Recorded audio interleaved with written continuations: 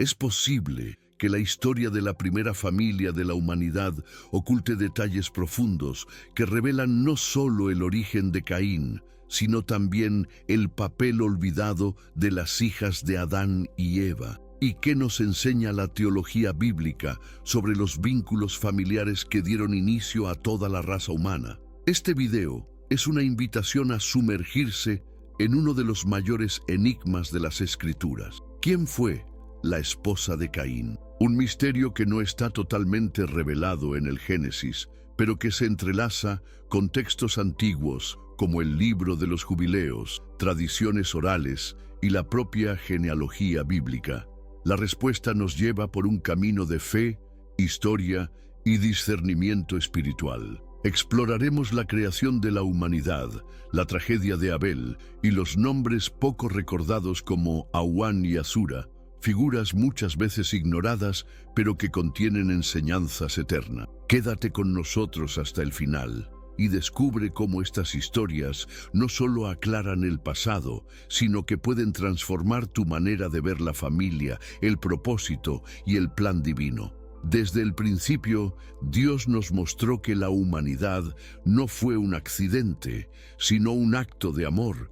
En Génesis 2:7 se nos dice que el Señor Dios formó al hombre del polvo de la tierra y sopló en su nariz aliento de vida.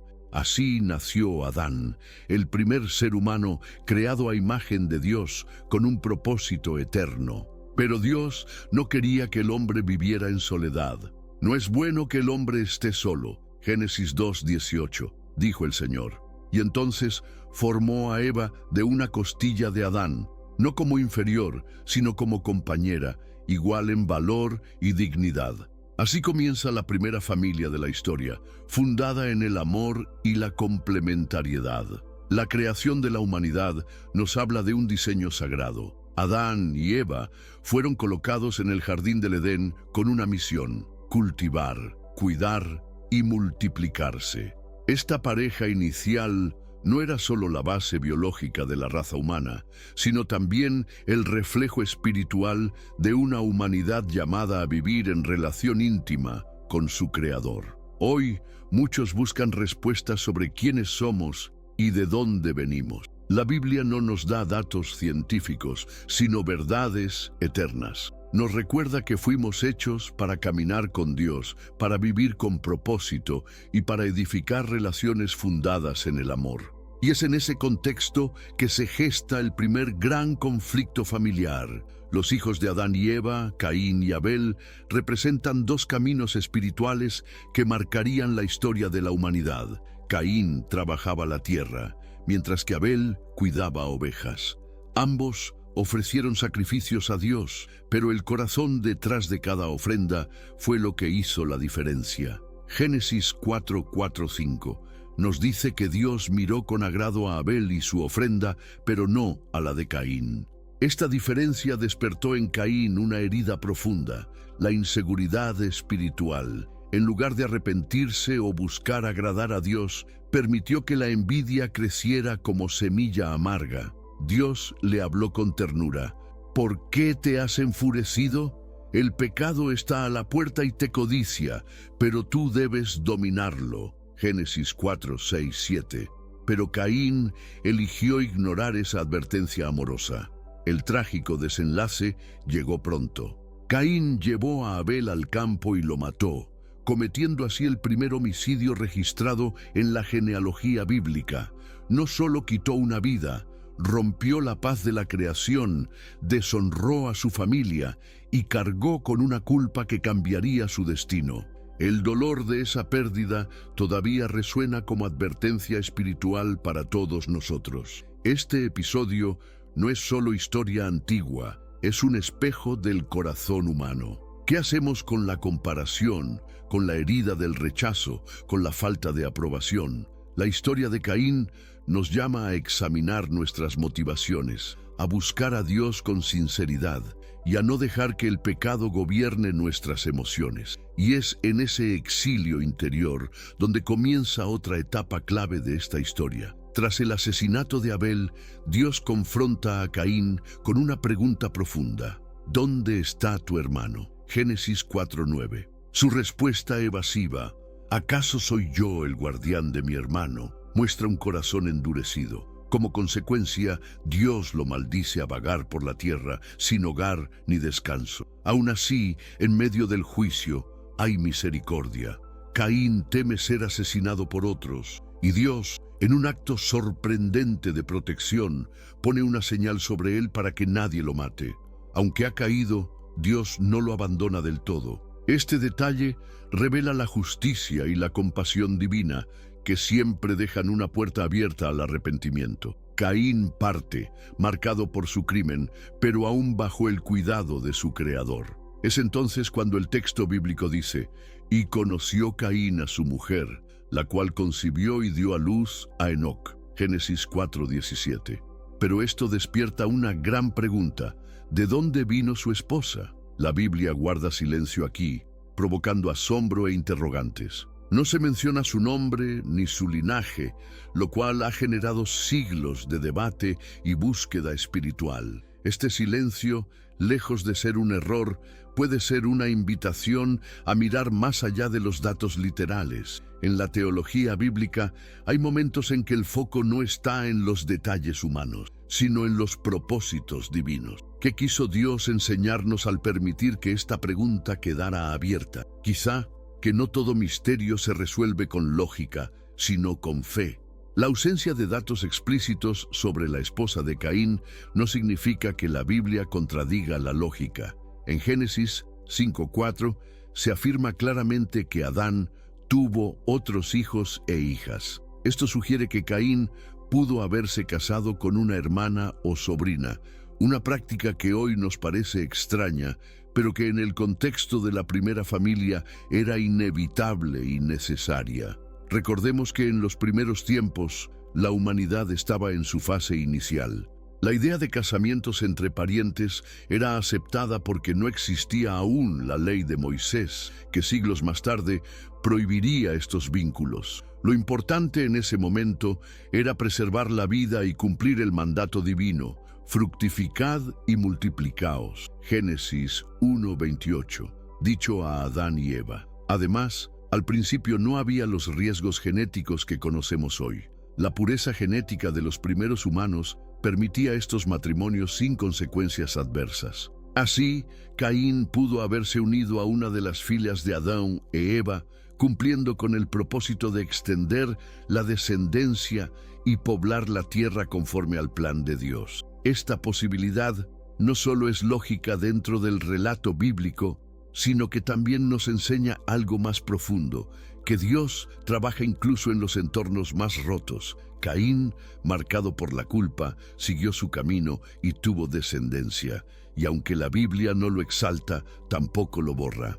Hay en esto un mensaje sobre la gracia que actúa incluso donde menos lo esperamos. Aunque no forma parte del canon bíblico, el libro de los Jubileos ha sido conservado por varias tradiciones judías antiguas y ofrece detalles interesantes. Según este texto, Caín se habría casado con Awan, la primera hija de Adán y Eva, y Set con Asura, otra de sus hermanas. Estas menciones, aunque apócrifas, buscan llenar vacíos narrativos con base en la lógica de la época. Estas tradiciones apócrifas no deben ser aceptadas como doctrina, pero sí pueden ayudarnos a comprender cómo los antiguos creyentes intentaban preservar la memoria de los patriarcas. En ellas vemos un esfuerzo por conservar la genealogía bíblica más allá de lo escrito, reflejando el anhelo de conexión entre las generaciones y el plan divino. La mención de Awan y Asura también nos recuerda que muchas mujeres fundamentales en la historia bíblica han sido silenciadas por la narrativa dominante. Sin embargo, Dios las conocía por nombre. Estas figuras femeninas nos inspiran a reconocer el valor espiritual de quienes, aunque no se mencionen en las Escrituras, formaron parte activa del propósito de Dios. Más allá de lo histórico, lo central es el mensaje espiritual. Dios no dejó ningún detalle al azar. Cada generación, cada unión, cada nombre mencionado o omitido forma parte de un plan mayor. Y aun los textos no canónicos nos empujan a volver a la palabra con más hambre de verdad y discernimiento, para descubrir lo que Dios quiere hablarnos hoy. En los comienzos de la humanidad, los matrimonios entre parientes eran algo natural y necesario. No existían otras familias fuera de la de Adán y Eva, por lo que sus hijos e hijas debían unirse entre sí para cumplir el mandato divino de llenar la tierra. Esto no era visto como inmoral, sino como parte del diseño inicial de Dios en un mundo sin corrupción genética. Solo más adelante, con la entrega de la ley de Moisés, estos matrimonios entre familiares cercanos fueron prohibidos. Pero antes de eso, vemos ejemplos bíblicos de uniones entre parientes aprobadas por Dios. Abraham y Sara eran medio hermanos, Génesis 20:12. Isaac y Rebeca eran primos, y Jacob se casó con sus primas Lea y Raquel. Esto nos muestra que Dios ha tratado con la humanidad de forma progresiva, adaptando sus mandamientos a cada etapa del desarrollo humano. En los inicios, el énfasis estaba en la preservación de la vida y la multiplicación, y no en las estructuras legales que vendrían después. El objetivo siempre fue que la humanidad viviera según su voluntad y en santidad. Hoy, al mirar estos textos, podemos preguntarnos, ¿estoy juzgando con mis parámetros modernos lo que Dios hizo con sabiduría en otros tiempos? La Biblia nos enseña que cada cultura tiene su momento, pero que la santidad y la obediencia son eternas. Dios guía a cada generación según su propósito, y eso incluye también la formación de familias fieles a Él. Uno de los detalles más sorprendentes del Génesis es la increíble longevidad bíblica de los primeros patriarcas. Adán vivió 930 años, Set 912 y Matusalén 969, siendo el ser humano más longevo según las Escrituras. Estas edades nos desconciertan, pero también nos invitan a reflexionar sobre un mundo aún no corrompido por completo. La larga vida permitía que una sola generación pudiera conocer muchas otras. Noé, por ejemplo, vivió hasta los 950 años, Génesis 9:29, y fue contemporáneo de varios de sus antepasados. Esta duración no solo favorecía el crecimiento de la población, sino también la transmisión oral de la fe, las tradiciones y los mandatos de Dios. Esa longevidad también reflejaba un estado físico y espiritual diferente del actual. La tierra aún no había sido tan afectada por el pecado acumulado. La cercanía con la creación original y la presencia de Dios hacían que la vida tuviera una dimensión más profunda y duradera. Era una época donde el tiempo servía para construir legados. Hoy, aunque nuestros días son breves en comparación, podemos preguntarnos, ¿qué estoy haciendo con los años que Dios me da? El propósito eterno no está en la cantidad de años, sino en el impacto de nuestra fidelidad. Los antiguos vivieron siglos, pero lo que cuenta es cómo caminaron con Dios. ¿Estamos nosotros haciendo lo mismo en nuestro tiempo? Ante los misterios de la creación de la humanidad, algunos intentan reconciliar los relatos bíblicos con teorías científicas. Se han propuesto hipótesis sobre otras poblaciones humanas coexistiendo con Adán y Eva, pero estas ideas, aunque interesantes, no están sustentadas por las Escrituras. La teología bíblica afirma que toda la humanidad procede de esta primera pareja. Estas interpretaciones buscan llenar vacíos, pero debemos recordar que la Biblia no fue escrita como un tratado científico, sino como revelación espiritual. Pretender adaptarla a modelos humanos puede llevarnos a diluir su mensaje. Como creyentes, estamos llamados a leerla con fe, y no solo con lógica, confiando en que Dios dijo lo que quiso decir. Además, la genealogía en Génesis es clara. De Adán a Noé, pasando por Set, Enos, Matusalén y Enoc, se traza una línea espiritual y moral. Este linaje no es casual, es intencional. Muestra que Dios no solo creó cuerpos, sino que buscó corazones dispuestos. Y la historia que se revela es una de redención, no de explicación técnica. No es pecado preguntarse ni buscar comprender. Pero cuando las teorías humanas intentan reemplazar la autoridad divina, nos desviamos. Como dice Proverbios 3:5, confía en el Señor con todo tu corazón y no te apoyes en tu propia prudencia. Dios nos invita a tener una mente abierta, pero también un espíritu rendido ante su verdad. Tras la muerte de Abel y la caída de Caín, Dios concede a Adán y Eva otro hijo, Set. Su nacimiento es una señal de esperanza, una nueva rama en el árbol de la humanidad. En Génesis 4:25, Eva declara, Dios me ha concedido otro descendiente en lugar de Abel. Set representa la restauración, la fidelidad y el inicio de una linaje justa. A través de Set nacerán hombres y mujeres que buscarán a Dios con sinceridad. De su linaje vendrán figuras como Enoc, quien caminó con Dios y desapareció porque Dios se lo llevó. Génesis 5:24, y Noé, el hombre hallado justo en medio de una generación corrupta. Esta línea representa la resistencia espiritual en tiempos de decadencia. Mientras los descendientes de Caín desarrollaban ciudades y tecnología, los de Set cultivaban la fe. No se trata de rechazar el progreso, sino de vivirlo con propósito divino. El contraste moral entre ambas líneas es profundo. Unos vivían para sí mismos, otros vivían para Dios. Esa elección sigue vigente hoy, en nuestras propias decisiones diarias. La genealogía bíblica no es solo una lista de nombres, sino un mapa espiritual. Nos recuerda que siempre hay un remanente fiel. ¿Y tú? ¿A qué linaje perteneces en tu forma de vivir? La historia de Set y su descendencia nos desafía a caminar con Dios en lo cotidiano, a marcar la diferencia aunque el mundo camine en dirección opuesta.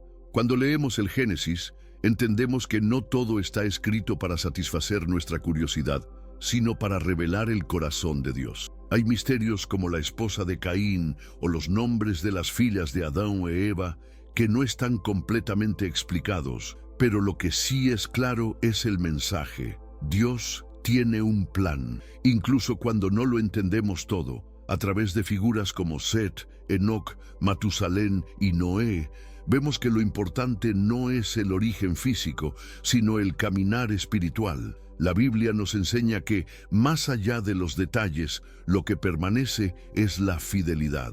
La linaje de Set no fue perfecta, pero fue una línea que eligió honrar a Dios, aún en tiempos de tinieblas. Las tradiciones apócrifas pueden ampliar nuestra mirada, pero la verdad central está en la Escritura. Fuimos creados por amor, para amar y para reflejar la gloria de Dios en la tierra. Cada generación tiene su responsabilidad de transmitir la fe, cuidar la familia y caminar en integridad. Ese legado empieza por decisiones que tomamos hoy. ¿Estamos dispuestos a confiar en los planes divinos, aun cuando no entendamos todos los detalles? ¿A edificar nuestra casa sobre la roca, como enseñó Jesús? La historia de la primera familia nos invita a mirar atrás, no con dudas, sino con reverencia. Porque en la Biblia cada historia apunta hacia la redención y cada nombre refleja la esperanza eterna. Cada detalle de las Escrituras, incluso los que parecen pequeños o misteriosos, nos invita a hacer una pausa y mirar más allá de lo evidente. ¿Qué nos enseña la historia de Caín y Abel, de Adán y Eva, de los nombres casi olvidados como Awan y Asura? Que Dios ve lo que nosotros no vemos y que incluso lo que el mundo calla, Él lo conoce y lo usa. Quizá hoy te preguntas, ¿qué propósito tiene mi familia? ¿Estoy caminando por una senda como la de Set, buscando a Dios? ¿O estoy dejando que las emociones, como Caín, guíen mi corazón? Dios sigue escribiendo historias y tú puedes ser parte de una genealogía de fe que transforme generaciones. Recuerda, la esperanza no está en entenderlo todo, sino en confiar en aquel que lo creó todo.